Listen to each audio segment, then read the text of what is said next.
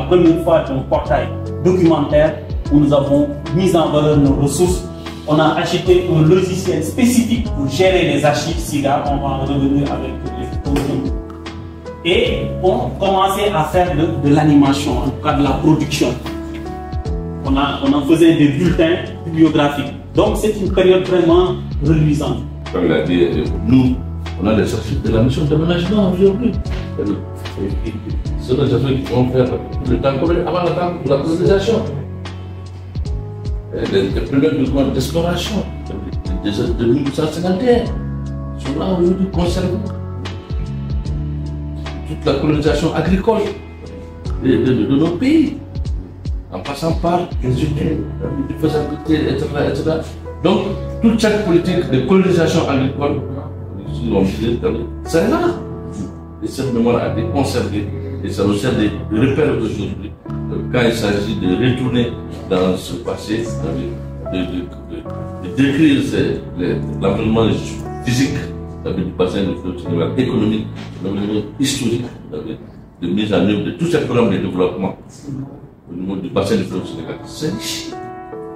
En 2020, donc, il y a eu cet incident qui est arrivé malheureusement. Saint-Louis, c'est une zone de pêche. Donc chaque année, donc, il y a des licences de pêche qui sont octroyées aux pêcheurs sénégalais.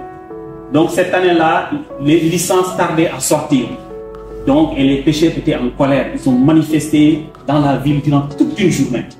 Parce que ce jour-là où il y a eu cet incident, nous-mêmes on a travaillé. Donc, mais lorsqu'on est rentré, c'est derrière nous qu'ils sont venus pour s'attaquer à l'immeuble et saccager tout ce qu'il y a sur le passage. Et les conséquences de cela, on a perdu près de 5000 documents physiques, donc qui étaient vraiment conservés. Vous avez vu les documents calcinés, mais heureusement, avec le haut-commissaire sortant, donc il nous a aidé donc, à disposer aujourd'hui en location de cet immeuble où nous avons pris les 3 étages donc, pour nous déployer ici et continuer à travailler. Donc il y a cette renaissance donc, du CDA qui fait qu'aujourd'hui nous continuons à faire le travail qu'on faisait avant. Bien que nous ayons perdu quelques archives. Mais heureusement, il faut dire qu'il y a le numérique. C'est pour ça que je l'ai souligné dans la vidéo. Parce que ça a trouvé que le CDA également avait numérisé beaucoup de son fonds et avait mis ça en ligne. Ce qui fait que la perte n'était pas en tout cas à hauteur où si ce n'était pas numérisé. Parce que si ce n'était pas numérisé, ça serait une perte définitive.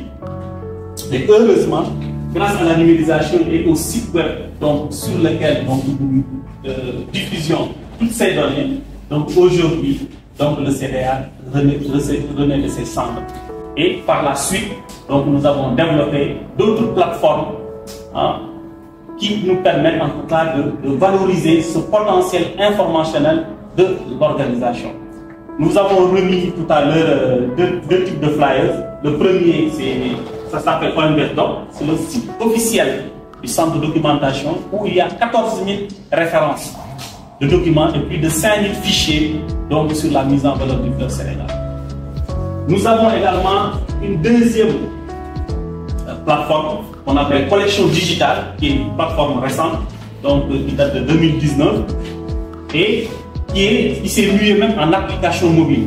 Aujourd'hui, avec App Store, avec Play Store, vous pouvez télécharger l'application et avoir accès à toutes ces ressources, tous ces films que l'OMS a trucs. Donc tout ça, nous les valorisons, tous ces films-là, les plaquettes, les journaux de l'OMS, en tout cas, c'est des collections au niveau de collections digitales. Parce que c'est des archives qu'on a numérisées et qu'on a mises en ligne et spécifiquement dans cette plateforme.